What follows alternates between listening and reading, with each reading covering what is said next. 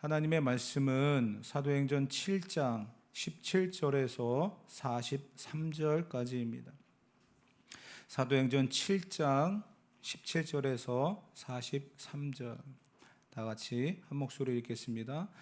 하나님이 아브라함에게 약속하신 때가 가까움에 이스라엘 백성이 애굽에서 번성하여 많아졌더니 요셉을 알지 못하는 새 임금이 애굽 왕위에 오르매 그가 우리 족속에게 교활한 방법을 써서 조상들을 괴롭게 하여 그 어린 아이들을 내버려 살지 못하게 하려 할세.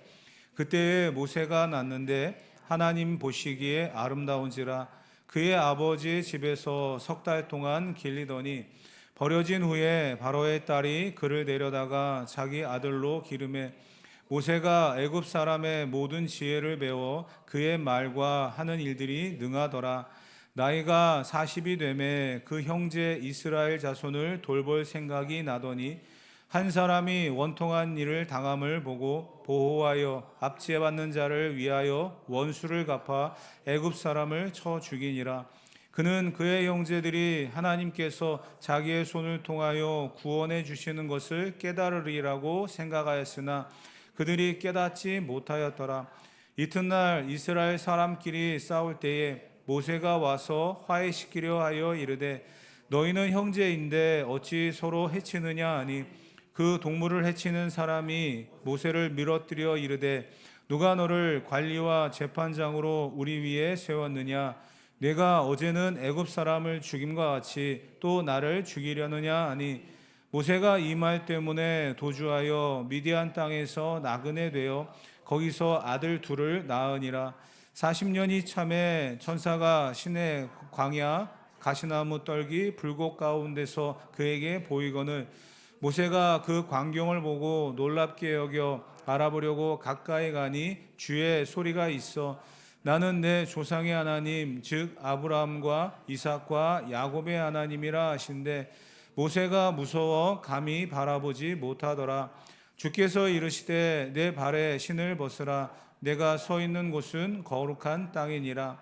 내 백성이 애굽에서 괴로움 받음을 내가 확실히 보고 그 탄식하는 소리를 듣고 그들을 구원하려고 내려왔노니 이제 내가 너를 애굽으로 보내리라 하시니라.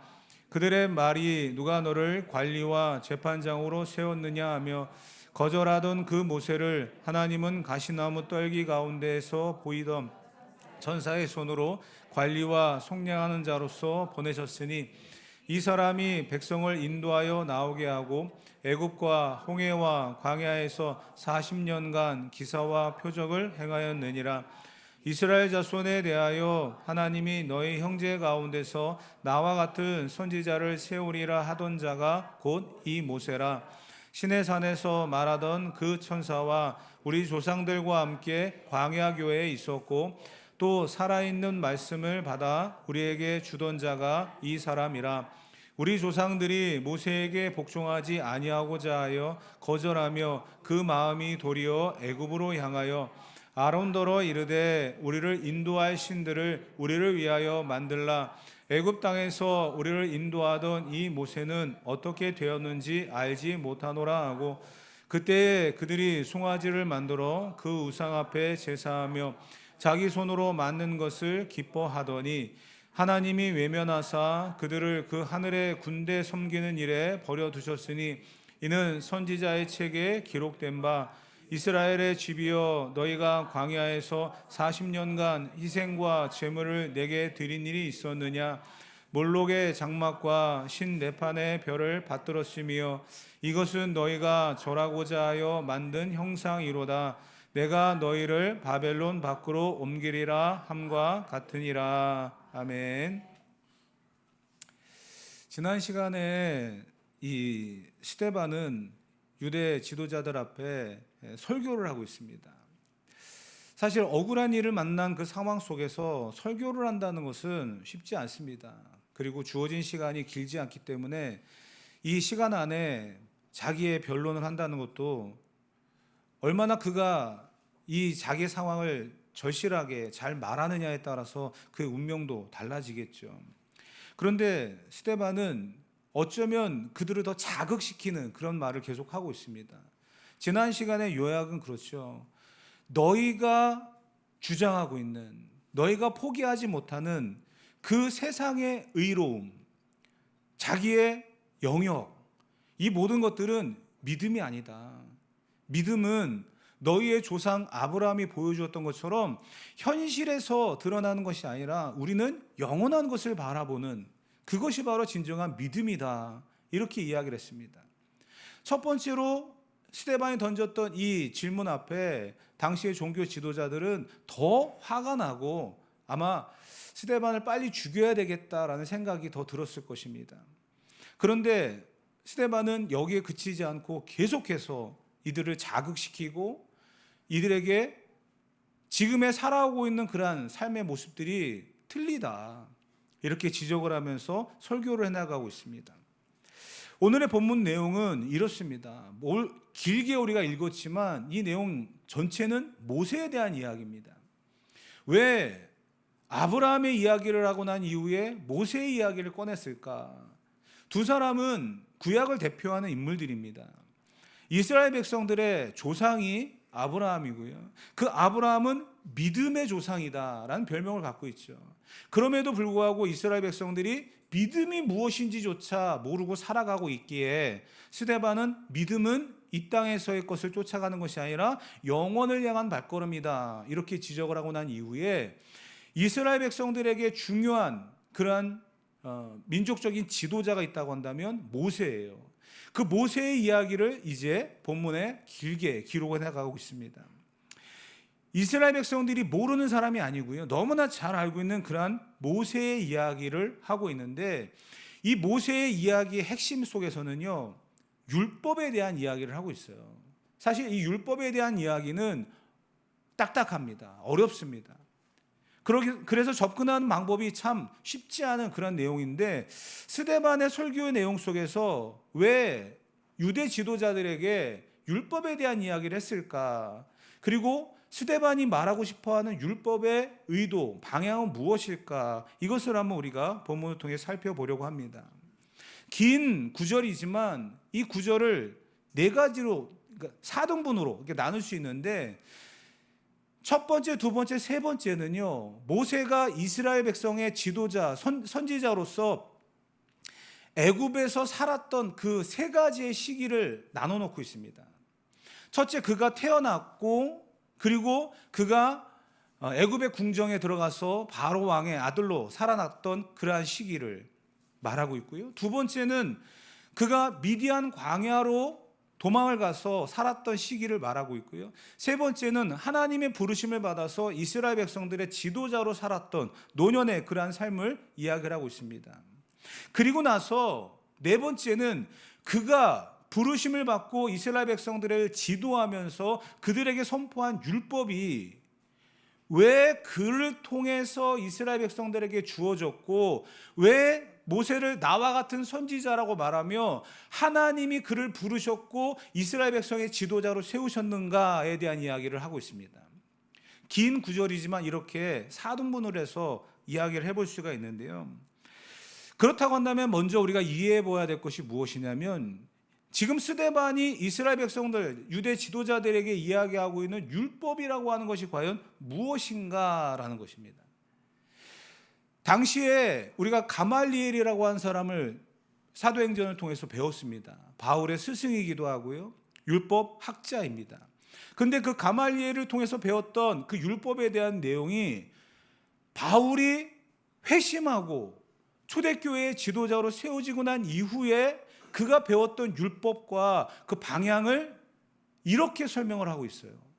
지금까지는 자기가 율법대로 살았던 바리새인입니다. 그런데 예수님을 만나고 그가 변화되어지고 초대교회 지도자로서 가말리엘에게 배웠던 그냥 율법이 아닌 예수님을 만나고 난 이후의 율법을 이야기하고 있습니다. 그것은 이렇게 표현되어져요. 로마서 3장 19절 20절 말씀이에요. 다 같이 로마서 3장 19절 20절 다 같이 읽어봅시다. 우리가 알거니와 무릇 율법이 말하는 바는 율법 아래에 있는 자들에게 말하는 것이니 이는 모든 입을 막고 온 세상으로 하나님의 심판 아래에 있게 하려 함이라. 그러므로 율법의 행위로 그의 앞에 의롭다 하심을 얻을 육체가 없나니 율법으로는 죄를 깨달음이니라. 아멘. 바리새인으로 살았던 사도 바울이 율법을 이야기하면서 자기가 지금까지 지켜왔던 바리새인의 율법은 그 율법을 지킴으로 인해서 자기를 드러내는 거였다는 거예요. 율법을 철저하게 지키는 그 모습을 통해서 사람들에게 나는 이 율법을 잘 지키는 사람입니다, 그것을 드러내는 자기 의로움의 상징이었다는 거예요.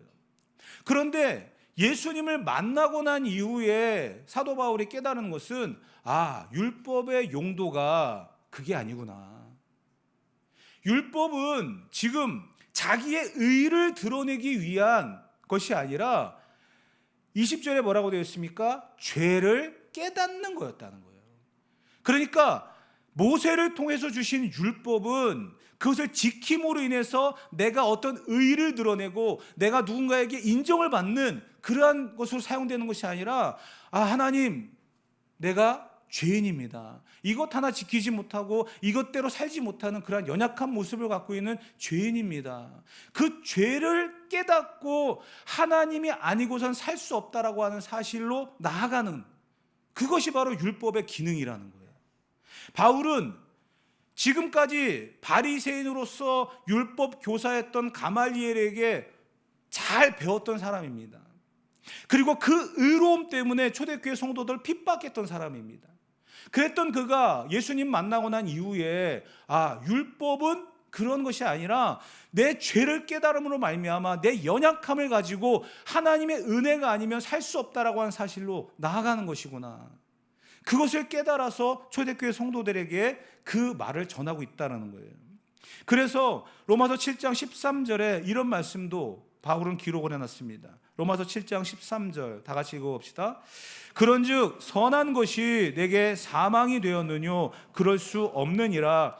오직 죄가 죄로 드러나기 위하여 선한 그것으로 말미암아 나를 죽게 만들었으니 이는 계명으로 말미암아 죄로 심히 죄되게 하려 함이니라. 아멘. 좀 어려운 이야기죠. 그런데 로마서 자체가 참 어렵긴 어렵습니다. 나중에 로마서 전체를 한번 다 풀어볼 그런 준비를 하고 있는데요, 로마서 7장 13절에 등장하고 있는 선한 것이 율법이에요. 율법 자체는 선한 것입니다. 그런데 보세요, 바리새인들은 율법을 지킴으로 인해서 자기를 드러냅니다. 그렇기 때문에 사람들 앞에서 거룩한 옷을 입고 나 율법을 잘 지키는 바리새인이야, 나는 그런 사람이야, 그러면서 드러내고 다니는 거예요. 사람들은 바리새인들은 율법을 잘 지키는 사람, 나는 율법과는 거리가 너무 먼 사람, 저 사람들은 열심히 율법을 잘 지키고 우리는 그냥 우리대로 살면 돼, 이렇게 하며 살아갔다는 거예요. 정말 율법과는 전혀 상관이 없는 사람처럼 살아갔다는 거예요. 율법 자체는 선한 것인데 그 율법을 지키는 사람들이 잘못된 방향으로 가르치고 나아가다 보니까 접근하는 모든 백성들이 율법과는 전혀 상관이 없는 그런 삶을 살아갔다는 겁니다. 그렇기 때문에 바울은 다시 이야기하는 거예요. 이 계명으로 말미암아 죄로 심히 죄되게 하고 오직 죄가 죄로 드러나기 위하여 이 선한 율법을 사용하고 계시다. 그럼에도 불구하고 여러분, 바리새인들은, 지금 종교 지도자들은 자기가 율법을 잘 지킴으로 인해서 남들보다 더 우월하다, 더 특별하다, 이걸 자랑하고 있다는 거예요. 여러분, 바울의 이야기와 성경의 이야기를 다시 한번 적용해서 본다고 한다면 너무나 다른 모습 아닙니까? 율법은 선한 것이에요. 죄를 드러나게 해서 하나님의 은혜가 아니면 살 수 없다라고 하는 사실로 우리를 나아가게 하는 건데, 바리새인들과 종교 지도자들은 율법을 지켰다라고 한 사실 때문에 자기 의를 드러내고 있다는 거예요. 얼마나 잘못된 겁니까? 결국은 이거죠. 내가 율법을 잘 지켰어, 나 죄인이야, 그러고 다닌다는 거예요. 느낌이 좀 다르지 않습니까? 여러분, 율법을 잘 지키게 되면 내가 죄인이야 라고 하면서 자기를 오히려 더 하나님 앞에 무릎 꿇게 하고 그래야 되는데, 오히려 그것을 지켰다라는 것을 자랑하며 살아간다는 거예요. 자기가 죄인이라고 한다면 어떻게 해야 되겠습니까? 겸손한 마음으로 무릎 꿇고 하나님의 은혜가 아니면 살 수 없다는 사실로 나아가야 되지 않겠습니까? 완전히 다르다는 거예요. 그래서 지금 스데반은 종교 지도자들에게 모세가 받은 율법의 기능은 우리의 죄를 드러나게 함으로 인해서 하나님 앞에 무릎 꿇게 하고, 오직 그의 구원하심이 아니고선 우리 살 수 없다라고 하는 사실, 그것을 깨닫는 것이다 라고 말하고 있다는 거예요. 그런데 여러분, 이 말을 들은 종교 지도자들은 어땠습니까? 스데반의 입을 막았고요, 심지어는 그를 돌로 쳐서 죽이고 말았습니다. 자기들의 행동을 정당화하기 위해서 그런 일을 벌이고 말았다는 거예요. 바울은 예수님을 만나고 난 이후에 가말리엘로부터 받았던 그 교육을 잘못됐구나, 내가 살아왔던 것이 잘못됐구나, 방향을 수정하고 전환을 합니다. 그렇다고 한다면 예수님을 만났을 때 예수님이 하셨던 그 말씀들이 생각났겠죠. 그 말씀의 방향은 무엇이었을까요? 예수님도 이 땅에 오셔가지고요, 율법을 재해석하셨어요. 근데 이 재해석하시는 데 있어서 전혀 새로운 것을 말씀하신 것은 아니었어요. 지금 바리새인들이 지키고 있는, 유대 종교 지도자들이 지키고 있는 율법의 방향은 잘못된 것이기 때문에 이렇게 하는 것이 맞다라고 하면서 고쳐주시는 거였거든요. 그 내용이 우리가 잘 알고 있는 산상수훈의 마태복음 5장에 보게 되어지면 그 내용들이 잘 기록되어 있는데, 예수님은 거기에서 17절 이후에 계명들에 대한 해석을 이렇게 해나가셨어요. 심지어 살인하지 말라라고 하는 6계명에 대해서 내가 직접적인 상대방의 생명을 끊는 것을 살인이다라고 생각하고 그렇게 하지 않는 행동에 대해서 자기 의를 드러내고 있었던 그 사람들을 향하여 예수님 뭐라고 말씀하십니까? 우리가 잘 알고 있듯이 형제에 대해서 노하는 자마다 살인한 자다. 간음에 대한 이야기를 하셨습니다. 성적인 어떤 부정함과 그러한 부분에 있어서만 저지르지 않으면 된다라고 생각하고 있는 이 바리새인들과 유대 종교 지도자들을 향하여서 예수님 뭐라고 하셨습니까? 마음에 음욕을 품는 자마다 이미 간음했다. 예수님의 접근 방법이 다릅니까? 전혀 다른 새로운 것을 이야기하고 있습니까? 아니에요. 원래 율법의 의도가 거기에 있었다는 거예요. 근데 겉으로 드러나는 살인하지 않고 간음하지 않았다는 것을 통해서 자기 의를 드러내고 있는 그들을 향하여 예수님은 말씀하잖아요. 마음에 화를 품고 음욕을 품으면 이미 살인하고 간음한 것이다. 그러면서 예수님이 하셨던 이 계명의 결론은 무엇이냐면, 하나님의 온전하심과 같이 너희도 온전하라, 이런 말씀을 하고 있어요. 하나님의 온전하심과 같이 너희도 온전하라. 겉으로 드러나는 것이 중요한 것이 아니라는 거예요. 겉으로 드러나는 것이 중요한 게 아니라는 거예요. 우리의 마음 안에 음욕이 있고 시기가 있고 그런 화가 가득한데 어찌 하나님 앞에 우리가 거룩함을 이야기할 수 있겠다는 겁니다. 그래서 예수님은 말씀하는 거예요. 하나님의 온전하심과 같이 너희도 온전하라. 이것이 바로 율법의 기능이라는 거예요. 그런데 예수님께서 하셨던 이 말씀이 바울에게 전달되어졌고, 바울은 지금까지 배웠던 가말리엘의 그 율법에 바리새인으로 살았던 그러한 지난날의 모든 것들을 돌이키면서 초대교회 성도들에게 이야기하는 거죠. 율법은 단지 죄를 지적하는 것이고, 그 율법으로 인해서 우리가 내 의를 드러내는 것이 아니라 하나님의 은혜로 살아가는 그러한 삶의 현장으로 나아가는 것이 필요합니다. 그래서 예수님이 이 땅에 오셨고 십자가를 지셨고 예수님을 믿는 자마다 멸망치 않고 구원을 받습니다. 우리가 가져야 될 믿음은 현세에서 내가 기도하는 것이 응답받았다라고 하는 결과가 아닙니다. 우리의 믿음은 천국을 소망하고 영원을 향한 전목입니다. 이것을 바울도 이야기를 했다는 거예요. 스데반도 지금 그 이야기를 하고 있는 것이죠. 사랑하는 성도 여러분, 그렇기 때문에 우리는 다시 한번 이 부분을 접근해 보는 거예요. 율법이라고 하는 단어 자체는 참 무겁습니다. 왜냐하면 법이기 때문이에요. 그런데 이 법이라고 하는 것을 우리의 삶에 적용하면서 우리가 깨달아야 될 것은 그 율법을 통해서 우리의 죄가 무엇인지를 알고, 그 죄의 삭은 사망 아닙니까? 죄의 삭은 사망이고 구원받을 자격이 없어요. 그런 우리에게 죄를 깨닫게 하심으로 말미암아 그 죄에서부터 해결받을 수 있는 방법을 주셨잖아요. 누구든지 멸망치 않고 영생을 얻으리라 라고 하신 것은 예수 그리스도를 믿는 믿음에 있다는 거예요. 그 믿음으로 우리는 살아가는 겁니다. 때로는 우리가 바리새인들처럼 완벽하게 율법을 지키지 못했다, 그래서 나는 안 돼, 나는 할 수 없어, 나는 아닌가 봐 라고 하면서 좌절하는 것이 아니라 그 순간에 다시 한번 깨닫는 거죠. 나는 역시 죄인이구나. 하나님의 은혜가 아니면 살 수 없구나. 그렇기 때문에 다시 무릎을 꿇고 겸손한 마음으로 하나님 앞에 나아가 회개하면서 하나님의 도우심을 구하고 살아가는 겁니다. 그게 바로 믿음인데, 지금 초대교회 스데반이 유대 종교 지도자들에게 이 말을 던지고 있는 거예요. 그들의 삶이 얼마나 잘못되고 있는지를. 왜 율법을 받아서 선포했던 모세의 이야기를 스데반은 끄집어 왔을까요? 물론 하나님께서 모세를 통해 이스라엘 백성들에게 율법을 주셨습니다. 그렇기 때문에 선지자로서 이 사명을 감당했죠. 그래서 이 부분이 굉장히 중요한데, 하나님께서 모세에게 율법을 주신 이유가 본문에 등장을 합니다. 그것이 오늘 우리가 또 도전을 받아야 될 하나 중요한 문제인데요. 29절, 본문 29절을 한번 다 같이 읽어보도록 하겠습니다. 29절입니다.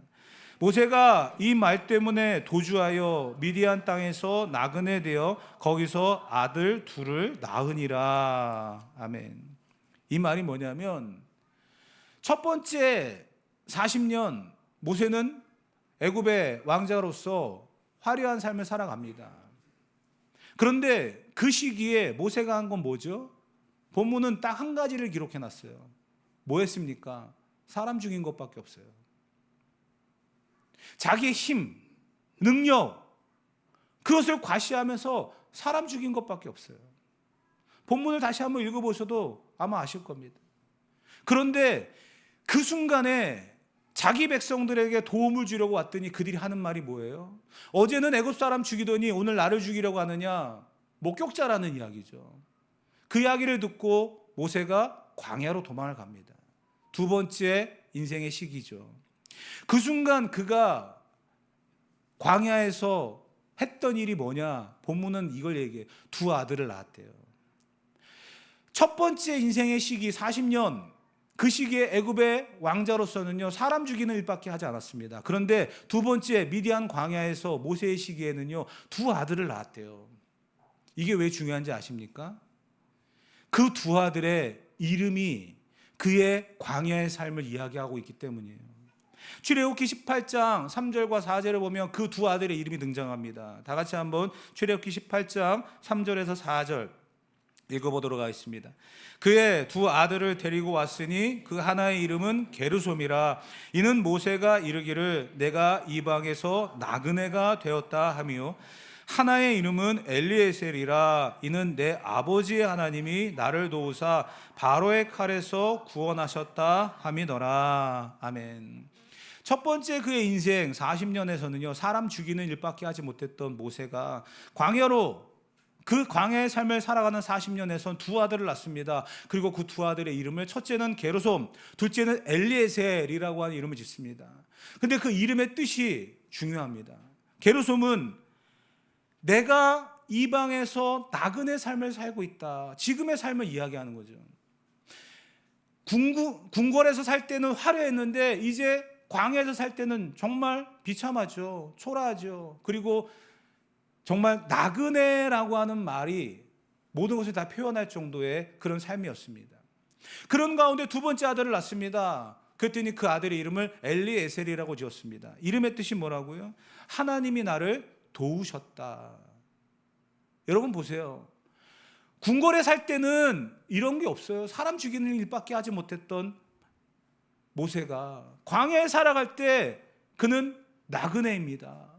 하나님이 나를 도우셨습니다. 자기의 모든 것들을 다 내려놓잖아요. 그러기 때문에 하나님께서는 모세를 나와 같은 그 선지자, 예수님의 그 사역을 미리 말할 수 있고 예수님처럼 그 살아갔던 삶의 모습으로 사용하신다는 거예요. 사람을 죽이는 자기 의와 자기 힘으로 가득했던 그 상황 속에서 하나님 그를 사용하지 않습니다. 그러나 광야에서 그가 두 아들을 낳고 나는 나그네입니다. 나는 갈 곳이 없습니다. 하나님이 나를 도와주시지 않으면 난 살 수 없는 인생입니다. 이러한 고백으로 하나님 앞에 나아갈 때 하나님이 그를 사용하셨다는 거예요. 그게 율법이라는 겁니다. 그럼에도 불구하고 지금 이스라엘 백성들은요, 왜 하나님께서 모세에게 율법을 주셨는지에조차 그 의도를 잃어버리고 살아가고 있다라는 거예요. 그것을 스데반이 다시 한번 이 종교 지도자들에게 이야기를 하고 있는 겁니다. 모세에게 게르솜이 없고 엘리에셀이 없었다고 한다면 어떤 삶을 살았을까요? 하나님은 그를 통해서 모세를 깨닫게 하셨고 또 하나님의 도구가 될 수 있는 삶을 인도하셨습니다. 40년 광야의 삶을 마치고 하나님께서는요 다시 그를 부르셨습니다. 떨기나무 가운데 그를 만나시고 그를 이스라엘의 지도자로 삼으시고 그리고 나서 그에게 율법을 주십니다. 받을 만한 그릇이 되었다는 거예요. 모세를 통해서 하나님은 이러한 역사를 이루어 가시면서 지금 이스라엘 백성들이 지키고 있는 율법의 토대를 만드셨는데 그 의도하고는 전혀 상관이 없는 삶의 열매, 오히려 나는 그것을 지키고 있는데 왜 넌 못 지키느냐라고 하면 상대방을 정죄하면서 비난하면서 자기를 드러내는 그러한 의로움의 상징이 되어버린 그 율법, 그것을 지금 스데반은 지적을 하면서 이야기를 하고 있다는 것입니다. 사랑하는 성도 여러분, 오늘 우리의 모습은 어떻습니까? 우리는 종교 지도자들, 스데반과 초대교회 성도들을 못 받고 순교하게 만들었던 그 현장에서 율법 지키고 있는 사람들, 종교 지도자들처럼 내 의를 드러내며 내가 지금까지 해왔던 모든 것들을 자랑하며 내 힘과 능력으로만 살아가려고 하고 있지는 않습니까? 지금 스데반이 이야기하고 있는 것처럼 율법의 기능이 죄를 지적하는 것이다. 그러므로 말미암아 내가 죄인이라는 것, 그래서 하나님이 필요하다는 사실을 알고 겸손하게 무릎을 꿇고 살아가는 삶을 살아가고 있는가? 우리에게 던지는 질문이 있음을 우리는 분명히 알아야 할 것입니다. 내 힘과 내 능력, 내가 자랑할 것으로만 가득한 인생은요, 어쩌면 남을 죽이고 정죄하는 일에 그것을 판단하는 도구로밖에 사용하지 않는 그런 삶을 살아갈 것입니다. 그러나 가난한 마음으로 하나님의 은혜를 사모하며 살아가는 저와 여러분이 된다고 한다면 내 손에 지팡이 하나만 있어도 하나님이 그를 사용하셔서 그를 통해서 하나님의 일들을 이루어 가실 줄 믿습니다. 지금 내 손에 무엇이 있는가가 중요한 게 아니에요. 내가 무엇을 자랑하고 남길 수 있는가가 중요한 게 아니에요. 과연 내가 하나님 안에 겸손한 마음으로 살아가고 있는가? 즉 오늘의 메시지의 결론은요, 믿음이란 겸손이라는 거예요. 하나님이 나와 함께 하신다라고 하는 그 사실 앞에 겸손한 마음으로 나아가는 것, 내 능력과 실력이 아니고 재주가 아니고 하나님이 나를 통해 일하실 그 사실 앞에 내가 겸손하게 쓰임받고 가난한 심령으로 하나님의 도우심이 아니면 살아갈 수 없다라고 하는 내 연약함을 고백하며 하나님을 의지하는 삶, 그것이 바로 저와 여러분들의 삶이 되어야 된다는 것, 그러면서 순종하며 나아가는 삶, 그것이 오늘 말씀의 결론입니다. 사랑하는 성도 여러분, 유대주의자들과 같이 율법주의자가 되지 마시고 하나님 앞에 겸손한 마음으로 주님을 의지하고 바른 믿음으로 살아갈 수 있는 저와 여러분이 되어져서 하나님 앞에 쓰임받는 인생 되어지기를 주님의 이름으로 축복합니다.